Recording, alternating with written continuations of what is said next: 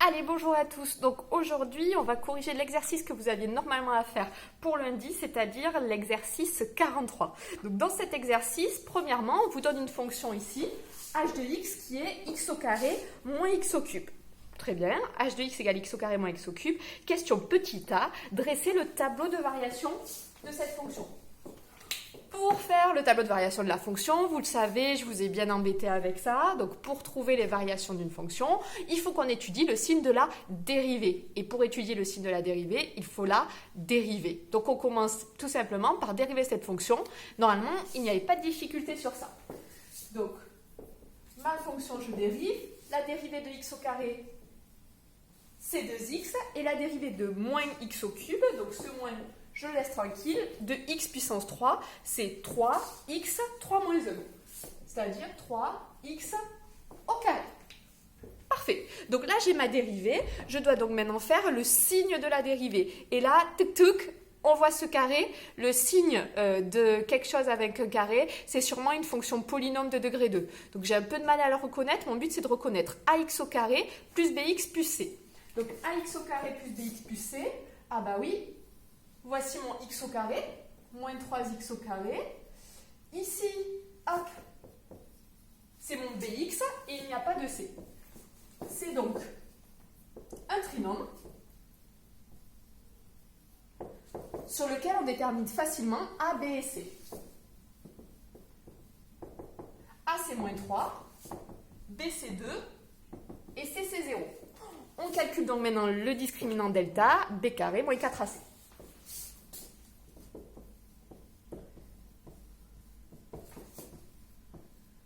Moins 4 fois moins 3 fois 0. Donc soit 2 têtes, puisque fois 0, ça veut dire que ça s'annule et on voit qu'on obtient seulement 2 au carré. Soit pas la calculatrice, on laisse faire, on obtient 4. C'est positif, donc il y a 2 racines.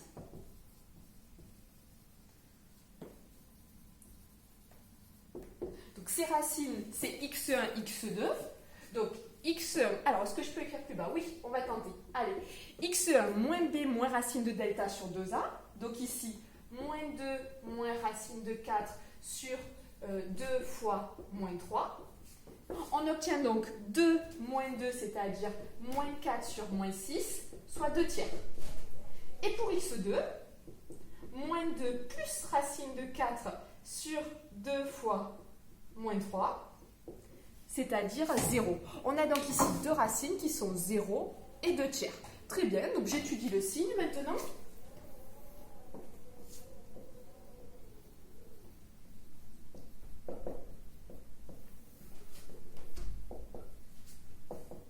Donc entre moins l'infini et plus l'infini, je sais qu'il se passe quelque chose pour deux valeurs, en 0 et en 2 tiers. Ok. Ici, c'est donc une fonction polynôme de degré 2. Si je la dessine, c'est donc un sourire ou une grimace. A est négatif, on est négatif, donc c'est une grimace. Donc au niveau du signe, ce sera négatif, positif, négatif. Négatif, positif, négatif. Ça, c'est car A égale moins 3, négatif. Voilà, puisque A vaut moins 3, négatif, ici. Maintenant que j'ai ça, j'en déduis très très facilement les variations.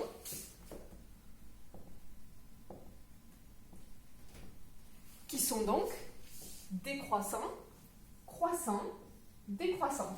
Je peux calculer ici les valeurs pour lesquelles, ici, j'ai des extrémums locaux. Voici ici un minimum local. Je remplace ici dans ma fonction. H de 0, attention, on ne se trompe pas, c'est la ligne des H, donc c'est la fonction de départ. 0 au cube moins 0, pardon, au carré moins 0 au cube, j'obtiens 0. Et pour l'autre, c'est donc H de 2 tiers, qui me fait donc 2 tiers au carré moins 2 tiers au cube. Tac, tac, tac, si je ne me trompe pas, il me semble que j'ai trouvé 4 sur 81. Ok, voici ici donc toutes les variations de ma fonction. J'ai obtenu entièrement son tableau de variation. Donc cette question-ci est traitée. nous avons fait le 43. Voilà, dresser le tableau de variation. Justifier que pour tous les nombres entre 0 et 1, h de x est positif. Alors, entre 0 et 1, je suis donc entre ici et quelque part. À nous de regarder. 1, est-ce que c'est avant 2 tiers ou après 2 tiers? 1, c'est entre 2 tiers et plus l'infini. C'est ici. Il semblerait donc que ici, là, je sois positif. Alors peut-être que oui, mais peut-être que non. Peut-être qu'ici, là, je descends très très vite et que je suis déjà dans les négatifs. Donc à moi de regarder ici quelle est l'image de 1. Pour ça, je calcule h de 1. C'est égal à 1 au carré moins 1 au cube. Ça fait 0, comme par hasard. Je vois donc, d'après mon tableau de variation, et ça c'est votre justification, d'après votre tableau de variation, donc petit... nous sommes donc au petit b. Donc, d'après le tableau de variation,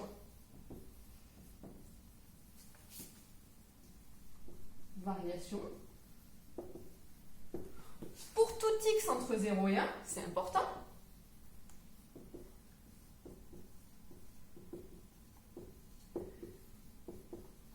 ma fonction h de x, ici, je vois qu'elle est entre 0 et 4 sur 81. Ce 4 sur 81, ce maximum, on s'en fiche a priori. Donc la seule chose qui m'intéresse, c'est le 0. Voilà, je suis au-dessus de 0 sur l'intervalle 0,1. Je sais que sur cet intervalle ici, sur 0,1, ici, ma fonction, elle monte puis elle descend. On dit qu'elle est croissante puis décroissante. Mais en tout cas, ici, elle n'ira pas au-dessous de 0. Et ici, elle n'ira pas aussi au-dessous de 0. Très bien, j'ai résolu. Dernière question, en déduire la position relative dans un repère de la courbe qui représente la fonction x au carré et la courbe qui représente la fonction x au cube. Donc ça, on a essayé d'insister un petit peu en cours. On y est revenu. Il y en avait qui se souvenaient sur les positions relatives.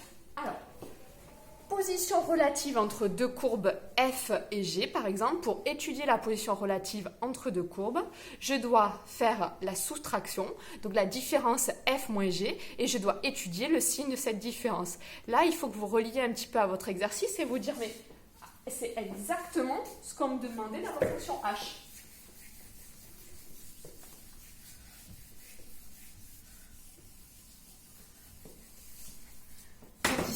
Ma fonction h, c'était la différence, la soustraction entre la fonction x au carré et la fonction x au cube. Et moi, je sais que sur 0,1, c'est toujours positif. Donc, sur l'intervalle 0,1, je sais que h de x est toujours supérieur ou égal à 0. C'est-à-dire, x au carré moins x au cube, c'est toujours supérieur ou égal à 0. Donc, x au carré est toujours supérieur ou égal à x au cube. Et là, j'ai fini, c'est parfait. Je viens d'obtenir que sur l'intervalle 0,1, l'intervalle sur lequel on s'intéresse, j'ai toujours x au carré qui est plus grand que x au cube. C'est-à-dire que donc, la courbe de la fonction qui a x associé x au carré, dans ce cas-là, elle est toujours au-dessus de la courbe de la fonction x au cube sur l'intervalle 0,1. Donc sur 0,1, la courbe... Alors là, vous reprenez exactement ce que vous dit votre énoncé, vous vous embêtez pas. La courbe représentative de la fonction qui a x associe x au carré est au-dessus à cause de ce signe-là, de la courbe représentative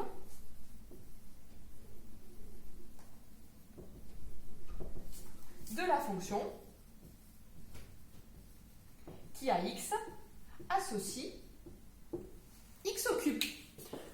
Voilà, donc là vous aviez un exercice assez complet. Peut-être que je me décale. Donc vous aviez un exercice assez complet au niveau des fonctions, puisque vous aviez une étude de signes, un tableau de variation, des études par rapport à l'extrémum minimum, et on revient sur la position relative de droite. Position relative, c'est quelque chose que vous devez savoir faire. Voilà, bon courage à vous.